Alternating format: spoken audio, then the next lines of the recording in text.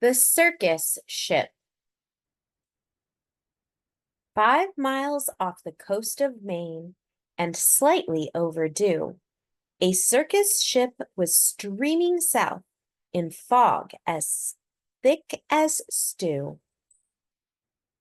On board were 15 animals who traveled to and fro. The next day it was Boston for another circus show. The captain, Mr. Carrington, was honest and sincere. He thought that they should drop the hook and wait for things to clear. But Mr. Payne, the circus boss, was terribly demanding. He stomped up to the helm, where Captain Carrington was standing, and screamed, "Don't stop, keep going, I've got a show to do. Just get me down to Boston town tomorrow, sir, by 2. Then came a crash, an awful bash. Things flew into the air. The ship had smashed into a ledge that no one knew was there.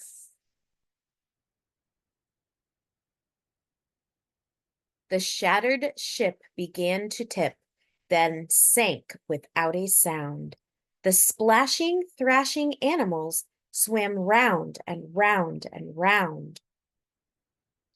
The captain said to Mr. Payne, "Pray tell, what shall we do? We can't just leave them here to drown. We've got to save them too."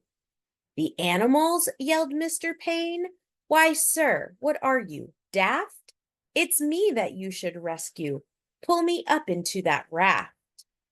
Now ferry me to safety, sir, before I die of cold." "Don't question me," barked Mr. Payne. "Just do as you are told." Through chilly water all night long, the animals swam on until they reached an island beach just before the dawn. They pulled themselves up on the shore, bedraggled, cold, and beat. They staggered to the village on weary, wobbly feet. The people in the neighborhood had just begun to rise, and when they saw those animals, they had to rub their eyes. They thought they saw an elephant, but wait, how could that be? And what's that little monkey doing in the cherry tree? Soon animals were everywhere and into everything. There's an ostrich in the outhouse. There's a hippo in the spring. There's a tiger in the tulips. There's a lion on the lawn. There's a python in the pantry. It went on and on and on. Mr. Hood was stacking wood and nearly jumped a mile when he found the alligator sleeping on his pile.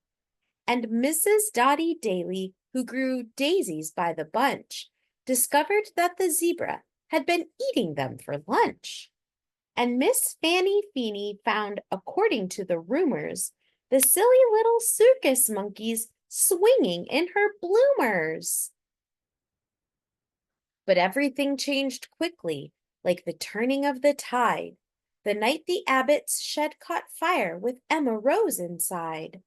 From high above the Abbot's farm, the tiger saw the shed. The sight of smoke and fire triggered something in his head. He'd jumped through flames 1,000 times back in his circus days, so he ran past all the people and he leapt into the blaze. Then everybody panicked. "Help, help, what can we do?"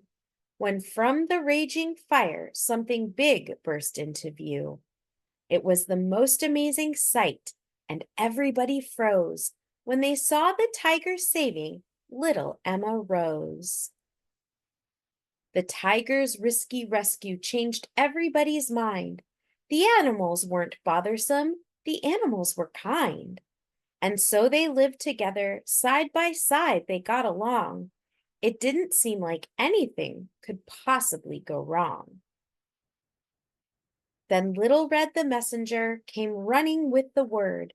Apparently a circus ship had sunk from what he'd heard. "The animals are from that boat. They swam in from the bay. The greedy owner wants them back. He'll be here any day. So the people called a meeting, and they quickly hatched a plan. No animal that came ashore would sail off with that man. The next day at the crack of dawn, a ship was at the pier, and up the lane marched Mr. Payne, whose voice was loud and clear. I am the circus owner. My ship sank in the murk. I've come to find my animals and put them back to work. He hiked until he came into the center of the town. His face was red. He scratched his head. He stood there with a frown. Mr. Payne looked high and low, but still he couldn't see the 15 circle animals of his menagerie. He ran around the alleyways. He searched the village square. He even checked a chicken coop. His animals weren't there.